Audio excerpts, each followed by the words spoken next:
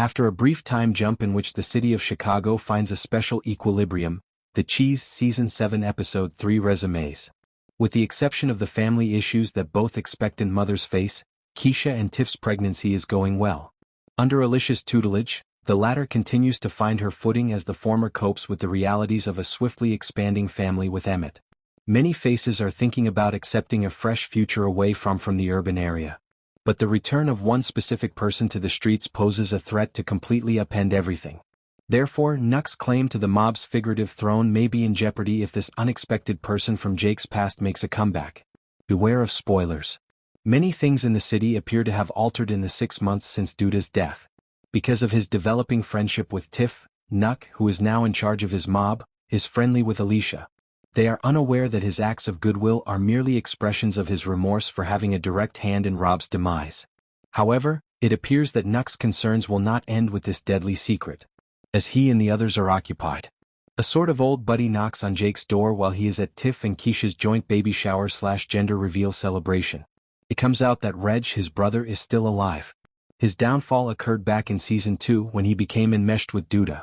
Jake, his younger brother, was immediately impacted by Reg's departure from the story and ultimately found himself straying under the wing of his older brother, Victor. But it seems like he has been alive the entire time. No one ever saw his body, even though it was assumed that he had died. So he departed the city, leaving his eyes and ears behind, while others made snap judgments about his fate. Given that Douda is now dead and buried, he is therefore prepared to return without fear for his life. But it appears that this time, his goals go beyond mere survival. Reg has a well-defined strategy to surpass the mob's rule from Nuck, and it appears he intends to drag Jake along for the journey. However, considering all that the mob boss has done to secure his position, he is not going to surrender easily. However, the combination of Rob's death and Reg's return seems to portend disaster for Nuck in the future. Pastor Zeke, First Lady Tatiana's husband, has concluded their divorce in the months following the scandal surrounding her relationship with Jake. As a result, Charles is now in the background as he returns to managing his flock once the dirt has been swept under the carpet. As he continues to caution people against the sins of the flesh, his recent lectures appear to be specifically directed at them.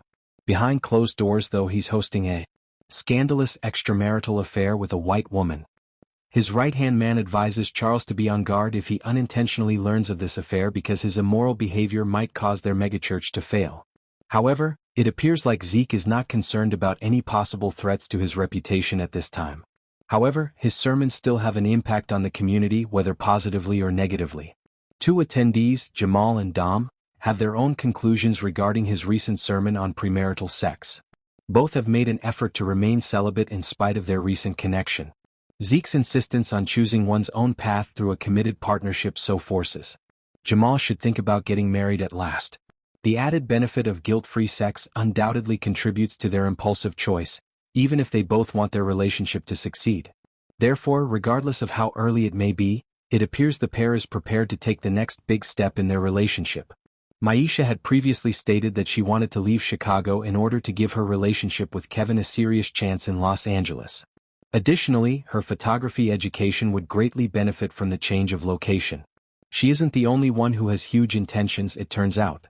Following their brief liaison, Brittany and Gemma continue to collaborate on songs while still establishing themselves as up-and-coming musicians. They eventually have the opportunity to present their work to Ali, a producer in New York who unavoidably has some notes for the up-and-coming performers. In order to fully pursue their craft, Ali advises them to relocate to New York with the assistance of a label. The two decide to take this step even though it's significant. Consequently, Gemma bids farewell to Jake, who will always have a particular place in her heart even though he is no longer her true love. Marcus, the father of the ambitious musician, is also forced to think about making a large shift for himself because of this important life decision. The father, who recently ended a relationship, is still worried about his daughter's future. He understands that he might want to pursue her for the same reason.